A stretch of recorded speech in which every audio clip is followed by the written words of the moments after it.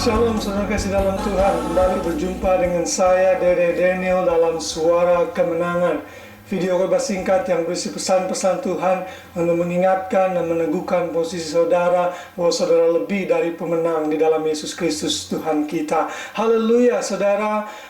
Waktu berjalan dengan cepat sekali dan kita sudah berada di bulan keempat, bulan April di tahun 2011 saudara. Dan saya percaya tahun 2011 akan tetap menjadi tahun yang penuh dengan kemenangan dan kesuksesan, menjadi tahun terbaik kita. Saudara kasih dalam Tuhan, saya bersyukur karena saya kembali bisa share firman Tuhan, membagikan berkat firman Tuhan untuk saudara dalam Suara Kemenangan ini, khususnya dalam edisi khusus ini yaitu edisi Paskah. Dan saya percaya dalam minggu-minggu ini seluruh orang Kristen di seluruh muka bumi ini sedang mempersiapkan diri untuk memperingati Jumat Agung dan Hari Raya Paskah atau Hari Kebangkitan Yesus Kristus Tuhan kita. Nah, ini adalah tanggal yang sangat penting yang mesti kita ingat di dalam kehidupan kekristenan kita, karena Yesus sudah mati dan bangkit untuk kita. Saudara-saudara kasih dalam Tuhan, kematian dan kebangkitan Yesus menjadi kontroversi dan banyak orang yang tidak percaya. Mereka terkadang berargumentasi bahwa yang disalibkan itu adalah bukan Yesus tapi orang lain, dan Yesus sesungguhnya tidak bangkit saudara. Tetapi kita sebagai orang percaya tidak perlu mendengarkan argumentasi-argumentasi seperti itu, tetapi kita hanya boleh percaya apa yang dikatakan Alkitab, karena Alkitab dengan jelas mengatakan Yesus mati dan bangkit, naik ke surga, duduk di sebelah kanan Bapa. Dan karena itu dalam edisi khusus Paskah ini, dalam edisi Suara Kemenangan, saya membagikan berkat firman Tuhan sehingga saudara diingatkan dan dikuatkan lagi mengenai fakta yang benar ini, sudah mengenai kebenaran firman Tuhan mengenai kematian dan kebangkitan Yesus ini saudara. Dan saya beri judul dalam edisi ini adalah Kemenangan Melalui Kematian dan Kebangkitan Yesus. Kemenangan melalui kematian dan kebangkitan Yesus saudara. Di dalam 1 Korintus 15 ayat 3-4, Rasul Paulus berkata, sebab yang sangat penting telah kusampaikan kepadamu, yaitu apa yang telah kuterima sendiri, ialah bahwa Kristus telah mati karena dosa-dosa kita sesuai dengan kitab suci, bahwa ia telah dikuburkan dan bahwa ia telah dibangkitkan pada hari yang ketiga sesuai dengan kitab suci. Jadi saudara, apa yang sudah terjadi yaitu mengenai kematian dan kebangkitan Yesus sudah dituliskan di kitab suci. Saudara dan saya hanya membaca, melihat dan percaya dengan iman bahwa Yesus mati dan bangkit untuk kita saudara. Karena kalau Yesus tidak mati dan bangkit untuk kita, sia-sialah kepercayaan kita. Tidak ada gunanya kita pergi ke gereja, tidak ada gunanya kita dibaptis, tidak ada gunanya kita menaruh harap pada Tuhan, karena Yesus tidak mati dan dibangkitkan saudara. Dan dalam 1 Korintus 15-14 Paulus kembali menulis, tetapi andai kata Kristus tidak dibangkitkan, maka sia-sialah pemberitaan kami. Artinya apa yang Paulus sampaikan, dan sia-sia jugalah kepercayaan kamu atau iman kamu. Jadi saudara, sekarang iman percaya saudara tidak sia-sia, karena Yesus Kristus sungguh-sungguh mati dan bangkit untuk kita, apa yang sudah dikatakan kitab suci. Haleluya. Nah saudara, pada kesempatan ini saya mau membagikan berkat-berkat apa yang kita terima melalui kematian dan kebangkitan Yesus saudara. Melalui kematian dan kebangkitan Yesus, Dia memberikan kita kemenangan demi kemenangan saudara. Ada 4 hal kemenangan, ada 4 hal atau 4 kemenangan yang saya mau bagikan untuk saudara melalui kematian dan kebangkitan Yesus ini saudara. Saya berharap saudara bisa mencatat dan mengingat poin-poin ini, karena ini sangat penting dalam kehidupan kita saudara. Yang pertama, kematian dan kebangkitan Yesus memberikan kita kemenangan atas kematian. Dalam 1 Korintus 15 ayat 21 dikatakan, sebab sama seperti maut datang karena satu orang manusia, demikian juga kebangkitan orang mati datang karena satu orang manusia. Lalu di dalam 1 Korintus 15 ayat 54-55 dan 57 mengatakan, dan sesudah yang dapat binasa ini mengenakan yang tidak dapat binasa, dan yang dapat mati ini mengenakan yang tidak dapat mati, maka akan genaplah firman Tuhan yang tertulis, maut telah ditelan dalam kemenangan. Hai maut, di manakah kemenanganmu? Hai maut, di manakah kesengatmu? Tetapi syukur kepada Bapa yang telah memberikan kepada kita kemenangan oleh Yesus Kristus Tuhan kita.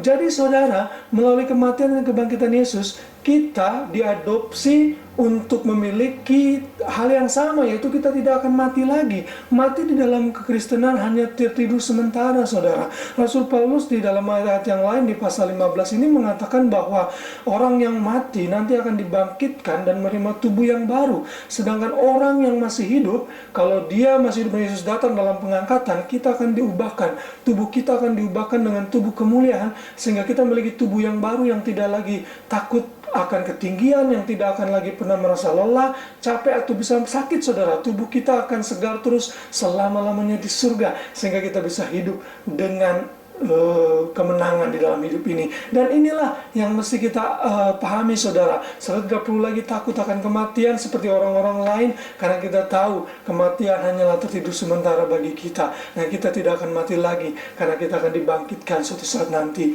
pada saat Yesus datang, dan kita boleh bertemu dan hidup selama-lamanya di surga bersama dengan Dia. Kapan saja dan di mana saja Tuhan mau panggil, kita siap, karena kita tahu kematian sudah dikalahkan. Haleluya. Dan itu sudah poin yang pertama, yaitu yang berhubungan dengan masa depan kita.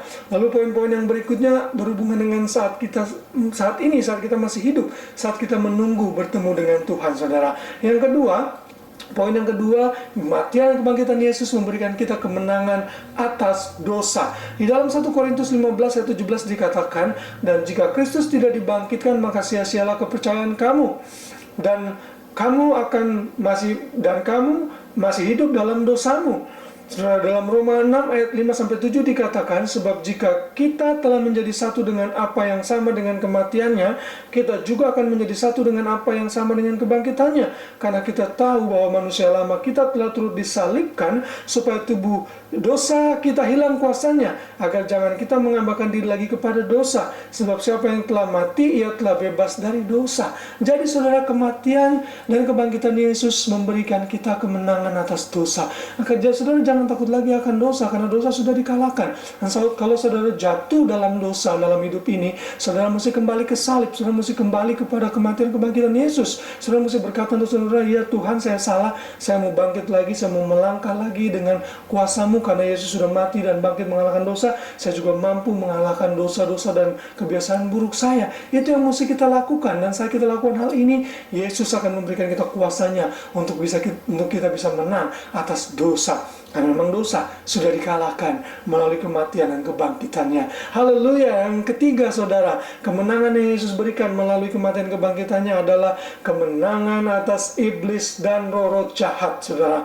Dalam Efesus 1 ayat 20-21 dikatakan, yang dikerjakannya di dalam Kristus dengan membangkitkan Dia dari antara orang mati dan mendudukan Dia di sebelah kanannya di surga, jauh lebih tinggi dari segala pemerintah dan penguasa dan kekuasaan dan kerajaan dan tiap nama yang dapat disebut, bukan hanya di dunia ini saja, melainkan juga di dunia yang akan datang.